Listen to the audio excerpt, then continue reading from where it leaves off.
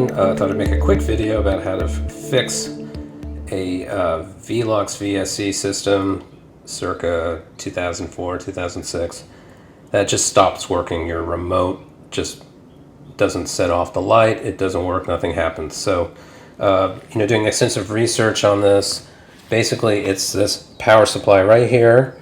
It's defunct, you can't get it replacements, it just shorts itself out. We had a heat wave and I think that just killed it right off the bat. Okay, so instead of spending $400 for a whole new unit, and you can't even get the long chain unit from Velux anymore, they don't really support this system very well after 10 years. I basically went to DigiKey, and I'll post links below. These guys are really handy for people who like to do it yourself or make circuit boards and do all sorts of like hacky things. I got a unit that is similar to this. It's not the same. This is a 60 watt. You should not use a 60 watt 2.5 amp power supply converter because you don't want this power supply to make the motor move too fast and overwhelm the stop sensor. These skylights have a circuit board and they have various sensors in there. One of them is a stop sensor on the top and the bottom when it closes. So if it's going too fast, you could actually break your chain apparently. So what you want to get is this version, but a 30 watt 1.5 amp, and I'll show that to you because it's already installed. Really, you don't need too much. Just need, wire strippers. This thing is really handy. It tests volts. You can get it close to, let me test it for you.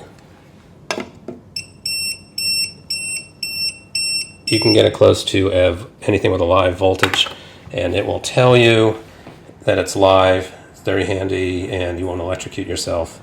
Otherwise, you just need some simple screwdrivers, wire cutters. And just so you know what part you should get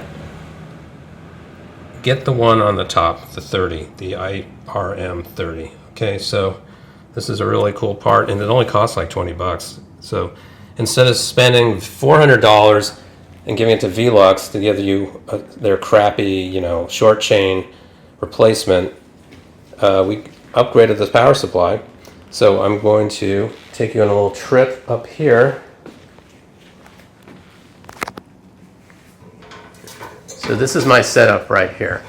I basically just had a test setup, so everything's hanging and it's not very secure. You'll notice on the left, and pardon me for climbing here, you notice on the left, there's a little stop sensor here. This sensor here senses whether the screen is installed or not. If the plunger's in, then it completes the circuit. I basically shorted it out so that you can take the screen out and it doesn't get in your way. You'll see that that's a rain sensor, and then here's the unit right here. I'll just post the links down there so you don't have to worry about that. But essentially, you don't have to do much at all. You just have to snip the old power supply wires. Keep these wires. Now I have this set up here. I don't know what you'll have at your home. I connected here. You'll have to identify the live wire. That's AC. The black is AC. The white is common. The live wire, the black, goes to here. It's very nicely labeled. You'll see it right there. So that's pretty simple. Now the tricky part, unfortunately, is that the circuit board does not tell you, nor does the old power supply, what its polarity is, right? So you're going to have to test it out. There are various really lame clues on the old power supply, like somebody put a red Sharpie on one side and a black Sharpie on the other side.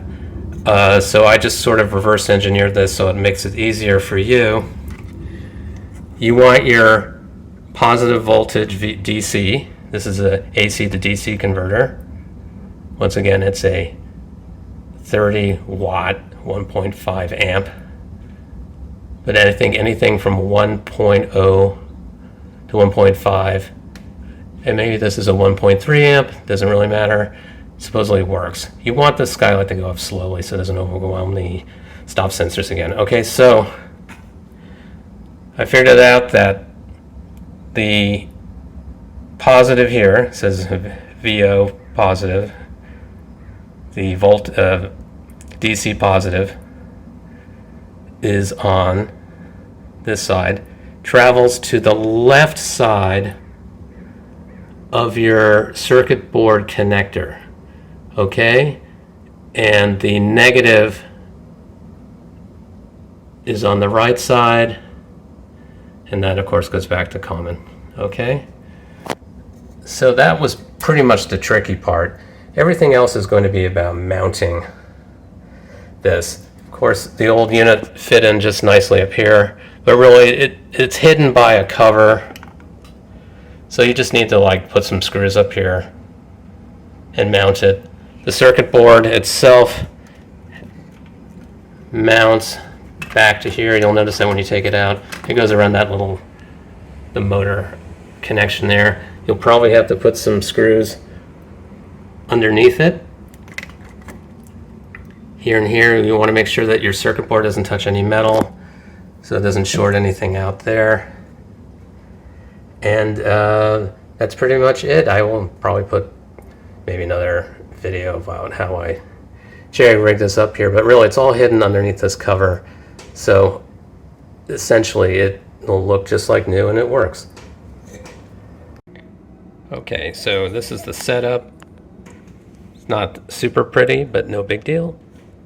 So I just zip tied it to a mounting screw. I put these two screws there and that sort of mounts it here.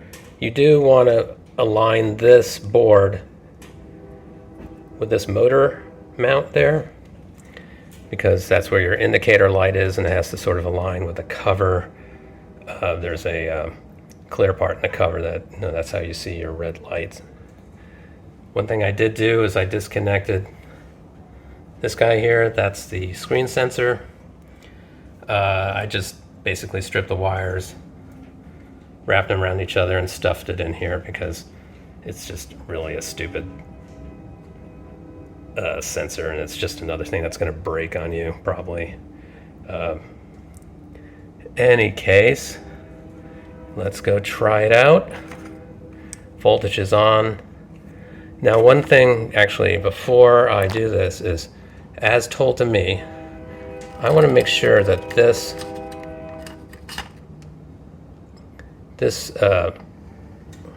chain is like halfway.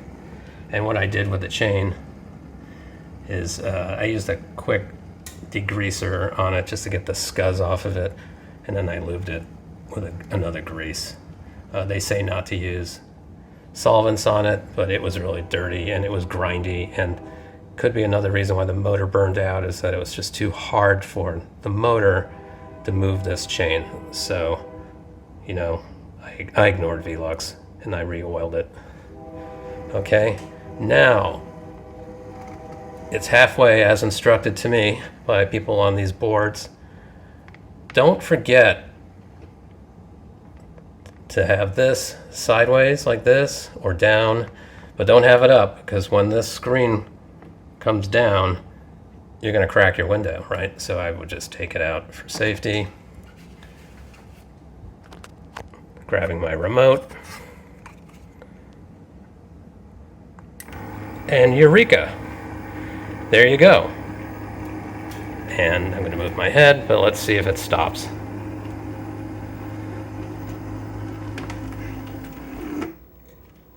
Awesome.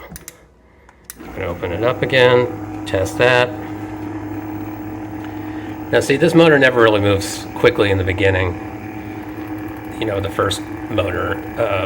Again, you don't want to put too big of an amp motor in there, because you don't want the stop sensor to get overridden and then you're going to bust your chain or something else in there or burn your motor out. So it's going to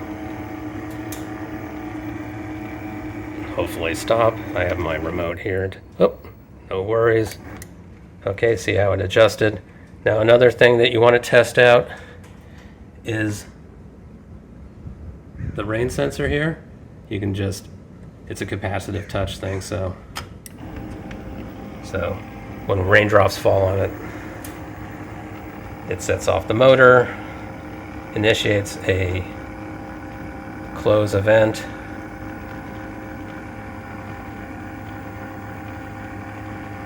and this is something you should test.